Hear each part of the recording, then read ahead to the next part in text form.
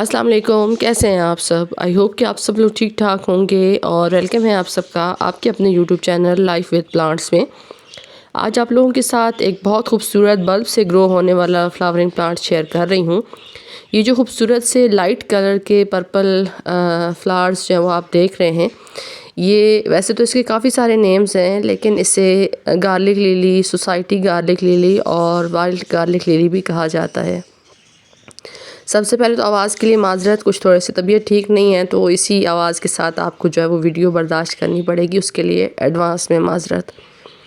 ये एक permanent plant है और इसको अगर आप एक दफ़ा अपने गार्डन के अंदर लगाते हैं तो बहुत कम केयर के साथ आप इसके ऊपर इस टाइम पे, वैसे तो ये समर में जो है वो फ्लावरिंग करते हैं, लेकिन आपको पता है इन दिनों में जो वेदर है वो बहुत अप डाउन चल रहा है। कभी दिन के टाइम पे जो टेम्परेचर हाई हो जाता है, कभी फिर सर्दी जो है वो, जिस तरीके से अब नवंबर चल रहा है, लेकिन मेरे गार्डन में इस टाइम पे इसकी जो है वो फ्लावरिंग हो रही है। सारा साल ये प्लांट ग्रो करता है, लेकिन इसकी जो फ्लावरिंग है वो समर में या समर एंड में जो इसकी फ्लावरिंग इस तरीके से होती है।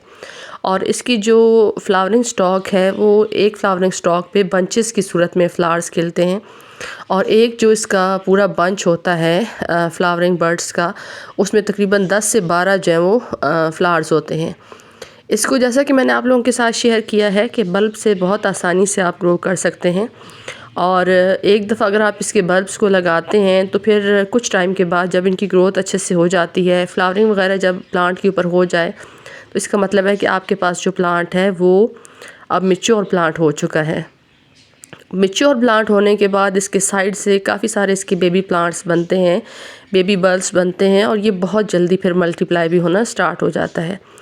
इसको मल्टीप्लाई करने के लिए जो दो बेसिक चीज़ें होती हैं जिस तरीके से आप इसको मल्टीप्लाई कर सकते हैं, एक तो आप इसको इसके जो बल्ब्स हैं उससे डिवाइड करके लगा सकते हैं। दूसरा, अगर इसके ऊपर एक अच्छी पॉलिनेशन हो जाए तो इसकी जो फ्लावर्स हैं इनके स्पेंट होने के बाद इसके ऊपर जो है वो सीड्स बनते हैं।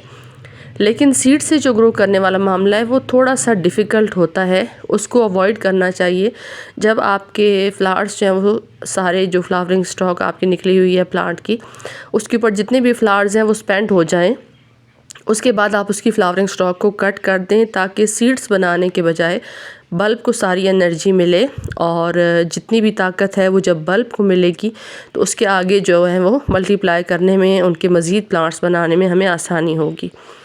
अब ये मैंने आप लोगों के साथ शेयर किया कि ये एक एडिबल प्लांट है, तो इसकी इस तरीके से कि इसकी जो पत्तियां हैं वो डिफरेंट रेसिपीज़ के अंदर इस्तेमाल होती हैं, और जो इसके फ्लावर्स हैं वो जो सैलड्स वगैरह होते हैं उसकी जो ड्रेसिंग गार्निशिंग होती है उसके अंदर जो वो इस्तेमाल होते हैं। इसको किस तरह की मिट्टी में आपने लगाना है, ज़ाहिर है ये बल्बस प्लांट है तो आपने इसकी जो ग्रोथ है या इसको अच्छा आगे ग्रो करने के लिए इसको सैंड मिली मिट्टी के अंदर इस्तेमाल करना है, लगाना है। यानी गार्डन सॉइल, सैंड और कंपोस्ट का रेशो लेके उसके अंदर आप इसको लगाएंगे।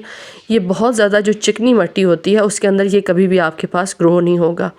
ये एक फार्मूला हमेशा याद रखें कि बल्ब से ग्रो होने वाले जितने भी प्लांट्स होते हैं उन सब को अगर आप चिकनी मिट्टी के अंदर लगाएंगे वो कभी भी आपके पास ग्रो नहीं होंगे। उनके लिए हमेशा एक चीज़ याद रखिए कि जितने भी बल्ब से ग्रो होने वाले प्लांट्स हैं उनको सैंड मिली मिट्टी के अंदर अगर आप लगाएंगे तो आपको, क्योंकि उनकी जो रूट्स होती हैं वो अच्छे से डेवलप होती हैं, उसके बाद ये है कि वो अच्छे से आगे चलता भी रहता है और उसकी ग्रोथ है वो कभी भी आपके पास फिर ख़राब नहीं होती।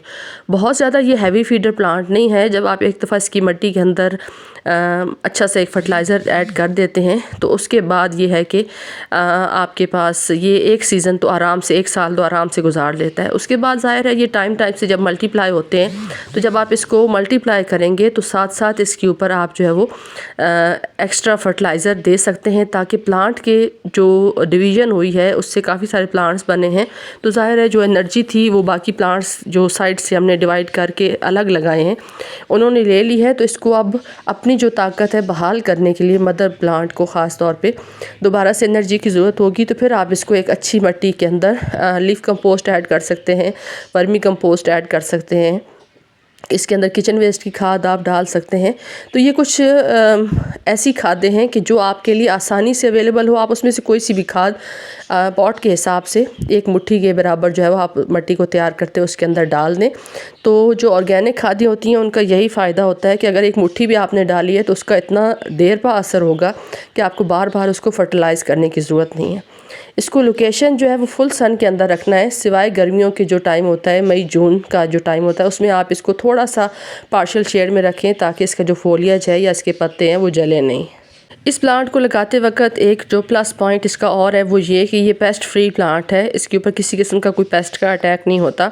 और साथ साथ एक और ज़बरदस्त चीज़ ये है कि जब आप इसको डिफरेंट प्लांट्स के साथ लगाते हैं तो जो इसके इर्द गिर्द प्लांट्स होते हैं वो भी उसके ऊपर भी पेस्ट का कोई अटैक नहीं होता। तो ये पेस्ट को भगाने के लिए एक बेहतरीन प्लांट है, यानी एक नेचुरल पेस्टिसाइड है जो आप अपने डिफरेंट प्लांट्स के साथ थोड़े थोड़े गैप में आप इसके डिफरेंट प्लांट्स जो है वो रख दें। तो उसकी वजह से आपके जो इर्द गिर्द इसमें लगाने वाले प्लांट्स हैं उनके ऊपर भी पेस्ट जो है वो नहीं अटैक करेंगे। तो इतना आसान और इतना इजी टू ग्रो प्लांट है। और ख़ास तौर पे अगर आप इसकी फ्लावरिंग देखें तो शाम के टाइम पे अगर आप गार्डन में जाएं तो इसके अंदर बहुत खूबसूरत भीनी भीनी सी खुशबू आती है। तो इस प्लांट को ज़रूर अपने गार्डन के अंदर ऐड करें। और ख़ास तौर पे मेरे वो बहन भाई की जो अभी गार्डनिंग स्टार्ट कर रहे हैं उनके ये एक बेहतरीन चॉइस है, बेहतरीन प्लांट है कि आसानी से मल्टीप्लाई भी हो जाता है, किसी किस्म का पेस्ट का अटैक भी नहीं होता और लो मेंटेनेंस प्लांट है।